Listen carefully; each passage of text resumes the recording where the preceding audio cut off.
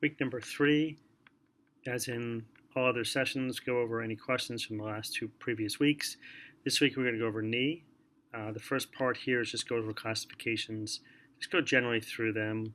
I don't think they're as good as the lumbar and cervical, but at least they'll get an idea of the classifications that are used. Going forward, you'll start the exam. You'll start looking at just basic type things. When you do squats, you're going to talk about heels up, heels down, the effective gastroc, obviously, and the ankle. Heel raises, just kind of go over the quality. Do they have full range? Are they getting full supination at the end range? Next part is palpation. It's a part they usually have a little bit of trouble with, so go through each component of it, make sure they know their landmarks. And then we can go through the active range of motion. You can look at the normal tracking video, what goes on through that, and just remind them, just resist it. If you want to practice, that's fine. Go through some observation, teach them how to do a fluctuation test, the basics of how do you look at a knee. Now we're in supine. Again, we'll do a little bit more palpation, and then we go through the active range of motion. Again, the key is going to teach them what the normal end feels are like, and then we can go through passive accessory motions. So distraction, you can look over those.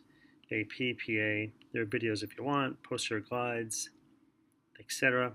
Then you can talk more about doing medial and lateral rotation, have them do it at 80 or 90 degrees. And then from there you can look at the medial and lateral tibial glides, which there's a video that goes with that. Muscle testing, again, we could do it any position. If you think it's more of a just muscle activation type thing, you could do it supine. If you're really looking for a real muscle grade, they can go side lying. Look at that. At each of those degrees hits different fibers of the muscle. 0 is glute medius, 15 is minimus, and forward flex internal rotate is tensor fasciae lata. And again, we can go over knee testing. You can differentiate it for intermedius, straight up, medialis, rotate the leg out, or lateralis, rotate the leg in and test knee extension.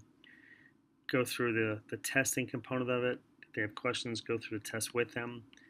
Again, Lockman's, go through that, anterior and posterior glide, draw test, sag sign, dial test. If you're not sure, go through the videos.